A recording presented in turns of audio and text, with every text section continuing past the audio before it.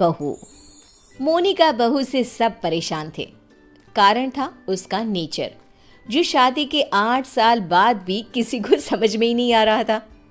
बहू, मैं मंदिर जा रही हूँ, आऊँ तो पराठा तैयार रखना। पराठा किस चीज़ का माँ जी? आलू पनीर या प्याज आलू या मेथी का बना दूँ? सास, जिसे मंदिर जाने को देर हो रही थी। अरे बहू, किसी भी चीज़ का बना देना, वैसे भी भूख बहुत लगी है, मैं जल्दी ही मंदिर होकर आती हूँ। सास तो चली जाती है, लेकिन बहू वो तो अपने ही काम में मस्त हो जाती है। बेटा, तेरी सास आती होगी, जल्दी से पराठा बनाकर रख दे, नहीं तो तेरी क्लास लग जाएगी। ना ना पिताजी, अब कोई मेरी क्लास नहीं ले सकता। नहीं ले सकता? अब नहीं ले सकता क्या मतलब?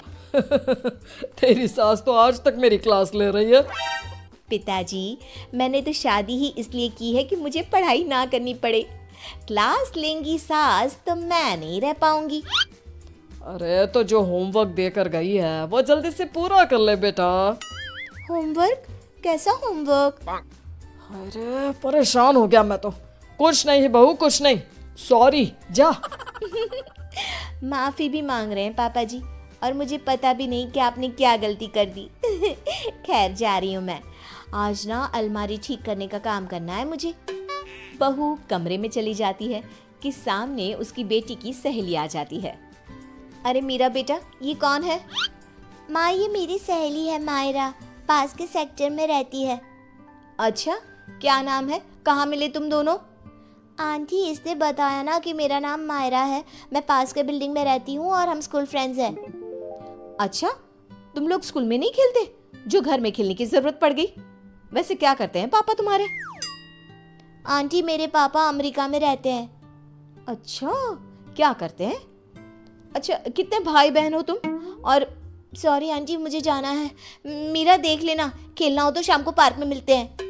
सहेली के जाने के बाद, क्या है माँ, भगा दिया ना मेरी सहेली को। अरे पता नहीं क्यों इतनी बड़ी होकर भी आप समझ नहीं पाती कि कैसे रहना चाहिए, क्या पूछना चाहिए। भगा दिया मेरी सहेली को। खैर, मोनिका का अजीबो गरीब नेचर चेंज होने का नाम ही नहीं ले रहा था। एक दिन, क्या बात है मोनिका, कहाँ जा रही हो? मैं ना ज़रा बाज़ार जा रही हूँ, थोड़ा काम है। आप बताओ, काफ़ी बिजी लग रहे हो। हाँ यार, वर्क फ्रॉम होम है ना, तो काम बहुत ज़्यादा है। ठीक है, कोई ना। वो क्या है ना, बाहर धूप है और मुझे सामान लेने जाना था। कोई ना, लेकर आती हूँ।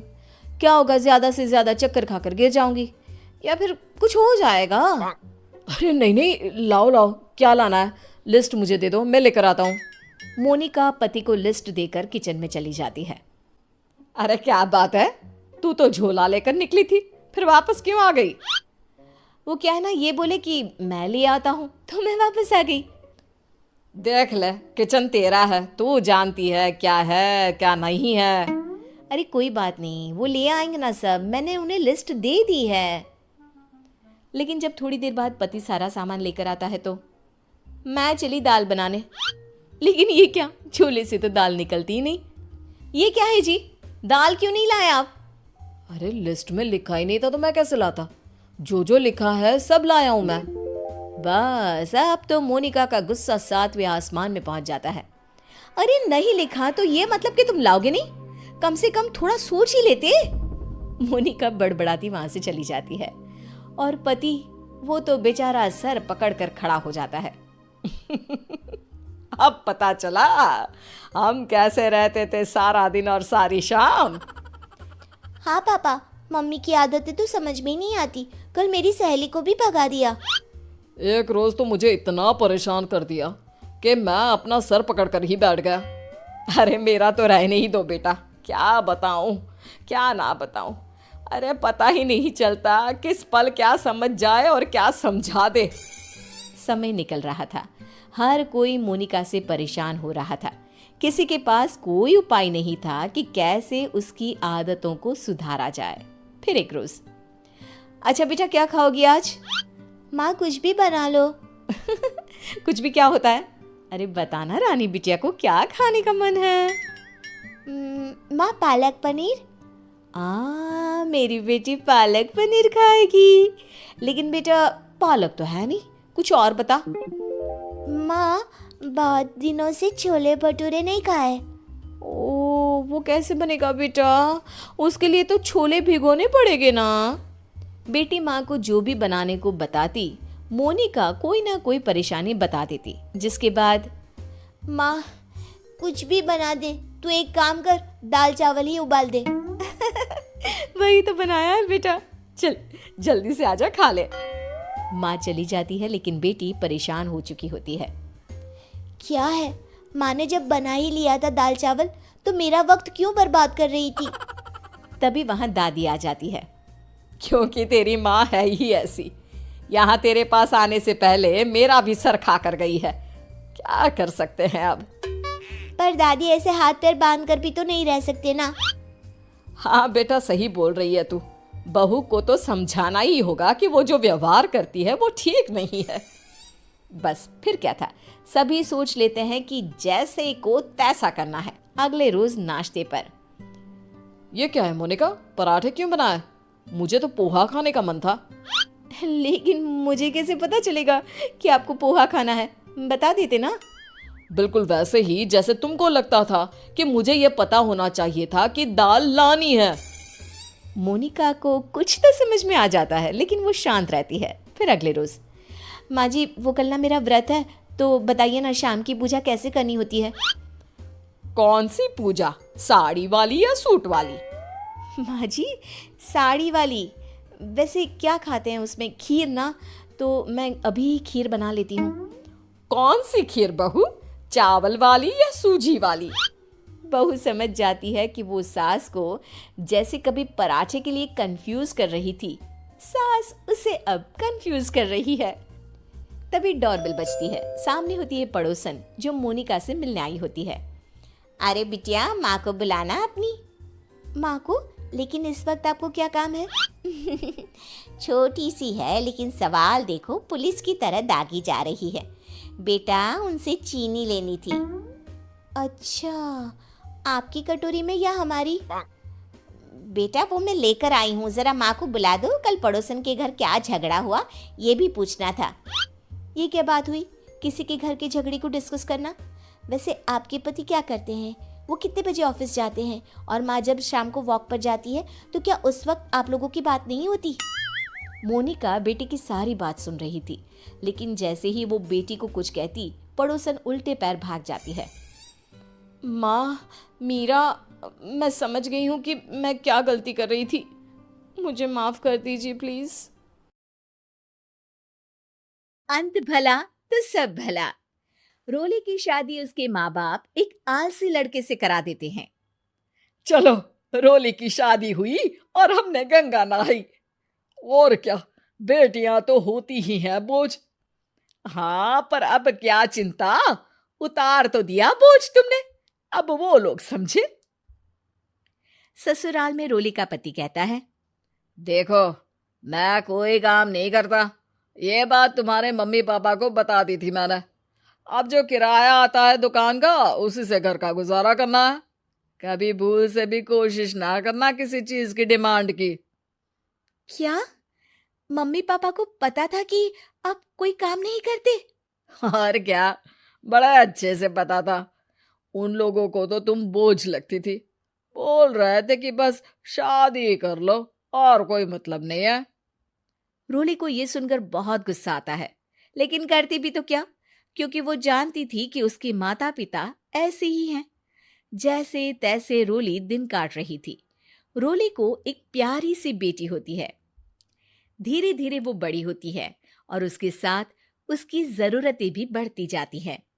सुनिए जी, अब तो सिमी बड़ी हो रही है, उसका स्कूल में दाखिला कराना है। मैंने अब तक तो जैसे तैसे समय काट लिया, लेकिन मैं बच्ची की परवरिश में कोई कमी नहीं रखूंगी। अरे क्या है यार, अब तो लगता है कोई ना कोई काम ढूंढना ही पड़ेगा। अब पति रोज काम की तलाश में जाता और बिना किसी काम के वापस आ जाता। रोली समझ जाती है कि पति के अंदर अब काम करने की क्षमता नहीं है। वो बेटी को उच्च शिक्षा देने के लिए कुछ करना चाहती थी, लेकिन करती तो क्या करती। एक दिन रोली की सहेली कहती है, रोली, मेरी कोई औलाद नहीं है। अगर तू मेरी औलाद को जन्म दे तो मैं तुझे तेरे मुंह मांगे पैसे दूंगी। अरे, तेरी औलाद को मैं कैसे जन्म दे सकती हूँ? सरोगेसी से। बच्चा मेरा और वैभव का ही होगा, लेकिन कोख तेरी होगी। ये संभव है रोली। रोली कुछ सोचकर कहती है, मुझे मंजूर है, लेकिन मैं इसका 2 लाख रुपया लूंगी।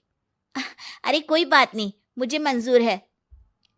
रोली खुश हो जाती है कि एक बच्चा पैदा करने का उसे 2 लाख रुपया मिलेगा। वो घर आकर पति को बताती है, वो भी खुश हो जाता है। अब क्या था, डॉक्टर के पास जाकर सहेली का बच्चा रोली की कोख में पलने लगता है। मुझे 20,000 चाहिए मेरे बेटी के एडमिशन के लिए। हाँ हाँ ठीक है, मैं उसके एडमिशन से लेकर सारे खर्चे उसके अकाउंट में डाल रही हूँ। रोली की बेटी का एडमिशन हो जाता है। रोली को लगता है कि वो अब सब कुछ ठीक कर देगी। दिन और महीने आगे बढ़ते हैं। अब एक दिन, एक बात कहूँ जी, काश इस बच्चे को मैं रख पाती। मैं अब इससे काफी जुड़ गई हूँ। अरे यार, पता नहीं किसका बच्चा है, अपने पास है ना अपनी मुन्नी। हाँ, लेकिन अब मैं भी इस बच्चे से जुड़ाव फील करने लगी हूँ। लेकिन मैं ये जानती हूँ कि ये मेरा बच्चा नहीं है। दोनों की जिंदगी ठीक चल रही थी, लेकिन कहते ना कि सुख का पल ज्यादा लंबा नहीं होता। एक दिन रोली की सहेली का फोन आता है। रोली, मुझे अब ये बच्चा नहीं चाहिए, मैं अपने पति को छोड़ रही हूँ। अरे लेकिन मुझे पैसों की जरूरत है, बच्चा तुम्हारा है, मैं क्या करूंगी? सहेली बिना कुछ बोले फोन काट देती है, फोन स्विच ऑफ कर देती है। लेकिन रोली के जीवन का तूफान यहीं नहीं रुकता। रोली, मैं इतना भार नहीं उठा सकता। आज पढ़ाई का पैसा मांग रही हो, कल को शादी, कॉलेज और पता नहीं क्या क्या। मैं तुम्हें छोड़ रहा हूँ, अपनी बच्ची उठाओ और निकलो इस घर से। अरे पर मैं कर तो रही हूं ना बच्चे के लिए काम, आप आराम से रहिए ना। क्या काम कर रही हो? देख रहा हूं मैं। ये छोटा शहर है, यहाँ लोगों को बात बनाते वक्त नहीं लगता। तो मैं क्या करूं? ज्यादा पढ़ी लिखी नहीं हूं, कैसे घर के खर्चे चलाऊं? और आप तो काम करना ही नहीं चाहते। हाँ, ना चाहता हूं और ना ही करूंगा। रोली को पति की बात पर काफी गुस्सा आ जाता है। ठीक है, अगर मेरे जीवन में संघर्ष ही लिखा है तो वही सही। इस वक्त पति होने के नाते आपको मेरा साथ देना चाहिए था, लेकिन नहीं, आपने तो इस हाल में मुझे घर से बाहर निकालने की बात कह डाली। देखो, ये सारी फालतू की बातों के लिए वक्त नहीं है मेरे पास। रोली, जिसकी कोख में किसी और का बच्चा था और साथ छोटी सी बेटी, पति का घर छोड़कर रास्ते पर आ जाती है। रोली के पास मायके के सिवा दूसरा कोई रास्ता नहीं होता। अरे रोली, कैसी है? कितने दिनों के लिए आई है? हमेशा के लिए माँ। वो माँ को सारी बात बता देती है। ओए लड़की, इतनी हिम्मत का काम कर लिया? अरे ना ना, यहाँ कोई जगह नहीं है। तुम तो अपना बोरिया बिस्तर उठाओ और निकलो यहाँ से। रोली के पास अब मायके का रास्ता भी नहीं बचता। वो चुपचाप बच्ची को लेकर जा रही थी कि उसे दर्द होता है और वो डॉक्टर के पास चली जाती है। और फिर वहां वो एक प्यारे से बेटे को जन्म देती है। कितना प्यारा है, कितने अभागे हैं इसके माँ बाप जो इसके पैदा होने पर भी नहीं है। तभी वहां डॉक्टर आ जाती है। रोली, बच्चे के पिता तुमसे मिलना चाहते हैं। आपका बहुत बहुत शुक्रिया। मैं इस बच्चे को पालूंगा, भले ही इसकी माँ ने इसे छोड़ दिया हो, पर मैं अपनी जिम्मेदारी निभाऊंगा। तो क्या आप मुझे इसके पैदा करने के लिए जिन पैसों की बात हुई थी वो भी देंगे? हाँ, और साथ ही आप चाहें तो मेरे घर में रहकर मेरे बच्चे की देखभाल भी कर सकती हैं। मैं उसके लिए आपको सैलरी दे दिया करूंगा। रोली को लगता है कि जैसे भगवान ने उसके लिए सुकून का रास्ता खोल दिया। वो अब मुकेश के साथ उसके घर चली जाती है, जहां रहकर वो उस बच्चे की देखरेख करती है। अब मुकेश के घर को रोली अच्छे से संभाल लेती है, उसके लिए खाना बनाने से लेकर बच्चों की देखभाल और घर की देखरेख। धीरे धीरे मुकेश को रोली से प्यार हो जाता है। रोली, तुम्हारी बेटी और मेरा बेटा बिल्कुल भाई बहन की तरह साथ रहते हैं। हाँ, आखिर है तो एक ही कोख के बच्चे, अटैचमेंट तो होगा ही ना। रोली, तुमने घर और मुझे दोनों को संभाल लिया। ये तो मेरा काम है, आपने भी तो मुझे छत दी। जिससे मैं अपनी बेटी की पढ़ाई और भविष्य के लिए पैसे जोड़ सकूं। अब रोली, क्या तुम मुझसे शादी करोगी? अब मैं जानता हूं तुम्हारी भी शादी कुछ खास अच्छी नहीं रही। रोली को मुकेश की बात ठीक लगती है। वो उसे हाँ बोलने की सोच ही रही होती है कि उसके पहले पति का फोन आ जाता है। रोली, मैं बहुत परेशान हूँ। मेरा एक्सीडेंट हो गया है। मैं चाहता हूँ तुम वापस आ जाओ। रोली को पुराने पति की चिंता होने लगती है। वो सोचती है कि वो क्या कर रही थी। हाँ हाँ ठीक है, मैं आ रही हूँ। हाँ रोली, आ जाओ, लेकिन बच्ची को कहीं हॉस्टल में छोड़कर आना, क्योंकि मैं नहीं चाहता कि हम लोगों के बीच फिर से वो सारी बातें हो। रोली को समझ आ जाता है कि पति आज भी सुधरा नहीं है। वो पति के पास जाने से इनकार कर मुकेश को हाँ कर देती है।